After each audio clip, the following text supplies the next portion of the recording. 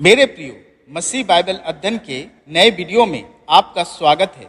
आज का विषय क्रूस में मृत्यु के बाद 3 दिन तक यीशु की आत्मा कहाँ थी। मेरे प्रियो, कलवरी क्रूस पर यीशु मसीह ने कहा पूरा हुआ और पिता परमेश्वर के हाथ अपने आप को सौंप दिया, अपना प्राण त्याग दिया। यूहन्ना रचित सुसमाचार उसका 19 अध्याय 30 पद। जब यीशु ने वह सिरका लिया तो कहा पूरा हुआ और सिर झुकाकर प्राण त्याग दिए। यीशु की मृत्यु के बाद अरिमतिया के यूसुफ ने, जो यीशु का चेला था, पिलातुस से विनती कर यीशु के शव को अपने पास ले आया। यूहन्ना रचित सुसमाचार 19 अध्याय 38 पद। इन बातों के बाद अरिमतिया के यूसुफ ने, जो यीशु का चेला था परंतु यहूदियों के डर से इस बात को छिपाए रखता था, पिलातुस से विनती की कि क्या वह यीशु का शव ले जा सकता है। पिलातुस ने उसकी विनती सुनी और वह आकर उसका शव ले गया। और तब यूसुफ ने एक बारी जिसमें एक नई कब्र थी, जिसमें कोई नहीं रखा गया था, यीशु के शव को रख दिया। और रोमी सरकार और यहूदियों के सरदारों के द्वारा एक बड़ा पत्थर से कब्र को बंद कर दिया गया। और 3 दिन बाद जब मरियम मगदलिनी भोर को उस कब्र पर गई तो कब्र को खाली पाई, क्योंकि 3 दिन बाद शरीर और आत्मा का मिलन हुआ और यीशु जी उठे। पर सवाल यह है कि 3 दिन यीशु की आत्मा कहाँ थी। मेरे प्रियो, पवित्र शास्त्र बाइबल स्पष्ट रूप में इसका जवाब नहीं देती, लेकिन कई बाइबल अध्ययन करने वाले विद्वानों ने अपनी अपनी प्रतिक्रिया, थ्योरी और विचार दिए हैं। और इन सब थ्योरी में 3 थ्योरी सबसे ज़्यादा प्रचलित है। तो आइए इन 3 थ्योरी को एक एक कर हम देखें और साथ ही यह भी देखें कि क्या बाइबल इसकी सत्यता देती है। पहली थ्योरी, मेरे प्रियो, स्मरण कीजिए कलवरी क्रूस पर प्रभु यीशु मसीह ने अपने दाहिनी ओर चढ़ाई कुकर्मी से क्या कहा। लूका रचित सुसमाचार 23 अध्याय 42 से 43 पद। तब उसने कहा, हे यीशु, जब तू अपने राज्य में आए तो मेरी सुधि लेना। तब प्रभु यीशु ने कहा, मैं तुमसे सच कहता हूँ कि आज ही तू मेरे साथ स्वर्गलोक में होगा। मेरे प्रियो, यीशु के इस कथन के कारण कि आज ही तू मेरे साथ स्वर्गलोक में होगा, कई विश्वासी विश्वास करते हैं कि यीशु मसीह मृत्यु के बाद स्वर्गलोक पिता के पास गए थे और साथ में वह कुकर्मी भी। परंतु मेरे प्रियो, प्रथम थ्योरी उपयुक्त नहीं लगता है, क्योंकि इसमें विरोधाभास है। क्योंकि प्रभु यीशु मसीह के जी उठने के तीसरे दिन जब यीशु मसीह मरियम मगदलिनी पर प्रकट हुए तो प्रभु यीशु मसीह मरियम से कहते हैं कि हे मरियम, मुझे मत छू, क्योंकि मैं अब तक पिता के पास ऊपर नहीं गया। यूहन्ना रचित सुसमाचार 20 अध्याय 17 पद।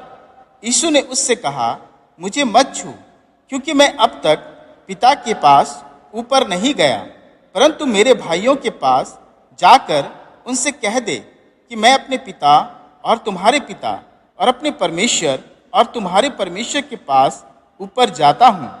अतः मेरे प्रियो, यह स्पष्ट होता है कि मृत्यु के बाद 3 दिन तक यीशु की आत्मा स्वर्ग में नहीं थी।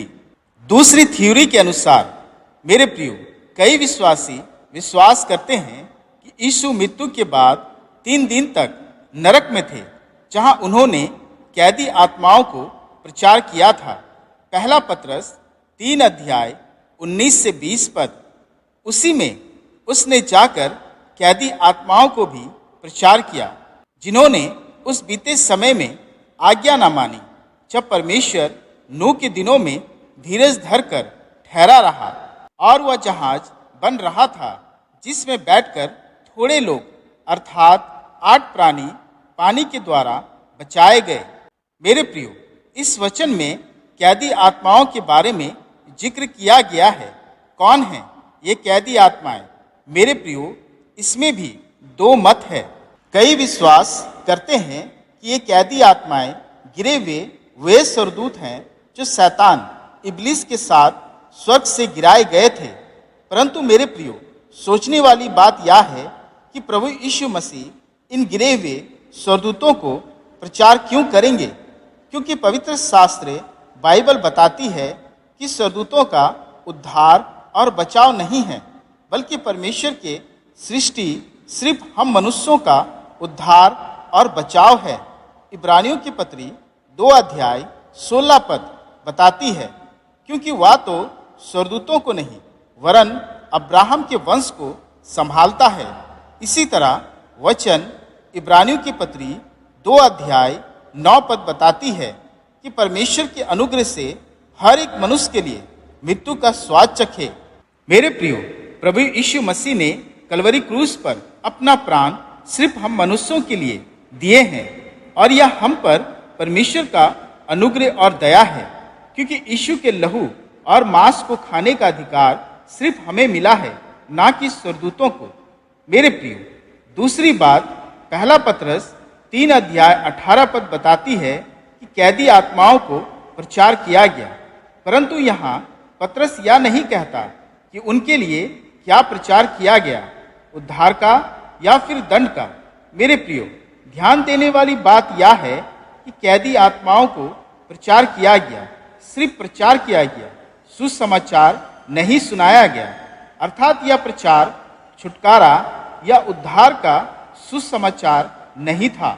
मेरे प्रियो, अगर एक समय यह मान भी लिया जाए कि ये सचमुच गिरे हुए स्वर्गदूत थे, तो हो सकता है कि वह प्रचार यीशु के विजय का था, जो शैतान और उसके चेलों को नरक में बताया गया, ताकि उनका खुल्लम खुल्ला तमाशा बना सके। कुलुसियों की पत्री 2 अध्याय 15 पद। और उसने प्रधानताओं और अधिकारियों को ऊपर से उतारकर उनका खुल्लम खुल्ला तमाशा बनाया और क्रूस के द्वारा उन पर जय जयकार की ध्वनि सुनाई। अतः मेरे प्रियो, जब स्वर्गदूत का उद्धार और छुटकारा नहीं, तो यीशु क्यों उन्हें नरक में प्रचार करेंगे?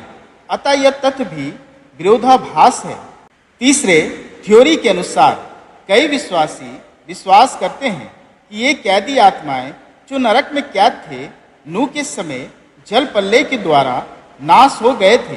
साथ ही ये वे आत्माएं थे जो पुराने समय के वे सभी आत्माएं हैं जिन्होंने यीशु के सुसमाचार को नहीं सुना, और उन्हें परमेश्वर ने दोबारा अवसर दिया कि वे विश्वास करें। मेरे प्रियो, यह थ्योरी भी अपने आप में संभव नहीं है, क्योंकि मरने के बाद या नरक में जाने के बाद दोबारा पश्चाताप संभव नहीं। पवित्र शास्त्र बाइबल इसका समर्थन नहीं करती। मेरे प्रियो, आइए पहला पतरस 3 अध्याय 19 और 20 पद को हम दोबारा पढ़ें। उसी में उसने जाकर कैदी आत्माओं को भी प्रचार किया, जिन्होंने उस बीते समय में आज्ञा ना मानी, जब परमेश्वर ने नूह के दिनों में धीरज धर कर ठहरा रहा, और वह जहाज बन रहा था जिसमें बैठकर थोड़े लोग अर्थात 8 प्राणी पानी के द्वारा बचाए गए। मेरे प्रियो, इस वचन को ध्यान से पढ़ने पर पता चलता है कि यहाँ पतरस सृष्टि के आरंभ को हमारे समक्ष रखते हैं और कलीसिया को नूह के समय, बीते समय, यीशु का उस समय होने का प्रमाण देते हैं कि नूह के समय प्रभु यीशु मसीह आत्मा के भाव में परमेश्वर के साथ मौजूद थे। आत्मिक रूप में यीशु नूह में होकर प्रचार किए। आत्मा में होकर मसीह ने नूह के समय जो धरती पर रहते थे उन्हें प्रचार किया। पतरस कहते हैं कि परमेश्वर ने उन लोगों के लिए धीरज धरा, लेकिन नूह के समय लोगों ने उससे इनकार कर दिया, और तब वह अर्थात यीशु वह जहाज बन 8 प्राणी को बचाया।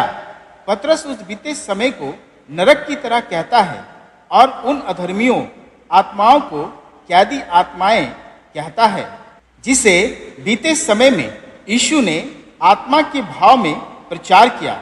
वही आत्मा जो पिता के साथ आरंभ से था, वही आत्मा जो सदरक, मेसद, अबेदनगो के साथ धधकती हुई आग में था, वही आत्मा जो नूह के जल पल्ले के समय प्रचार किया। अतः मेरे प्रियो, मृत्यु के बाद और नरक में पश्चाताप नहीं, दोबारा अवसर नहीं, और अगर अवसर नहीं तो फिर यीशु मरने के बाद नरक क्यों जाएंगे? अतः मेरे प्रियो, यह थ्योरी भी यीशु के 3 दिन तक आत्मा में नरक जाना प्रमाणित नहीं करती।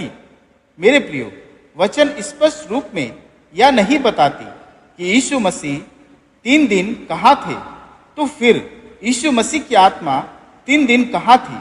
मेरे प्रियो, मेरे विचार से यीशु मसीह की आत्मा कहीं नहीं गई थी, ना ही स्वर्ग और ना ही नरक, क्योंकि वचन बताती है यीशु मसीह 100% मनुष्य के रूप में मरे, दुख उठाया, खून बहाया, दर्द सहा।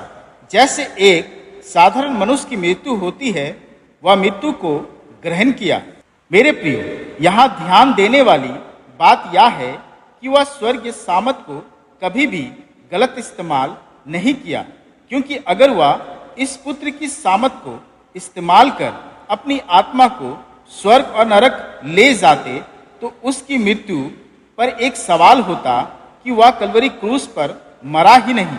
और वचन हमें साफ साफ बताती है कि इस पुत्र होने के बावजूद भी प्रभु यीशु मसीह कलवरी क्रूस पर चढ़ने से अपने आप को उसने नहीं बचाया। मेरे प्रियो, जब उसने अपने पूरे जीवन में कभी अपने सामर्थ का गलत इस्तेमाल नहीं किया, तो क्यों उसकी आत्मा 3 दिन कब्र से बाहर रहेगी? जो एक मनुष्य के सामर्थ से बाहर की बात है।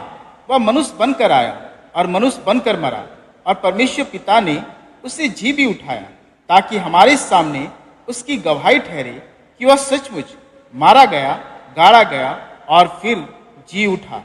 परमेश्वर अपने वचन के द्वारा आप सबों को बहुतायत से आशीष दे। आमीन।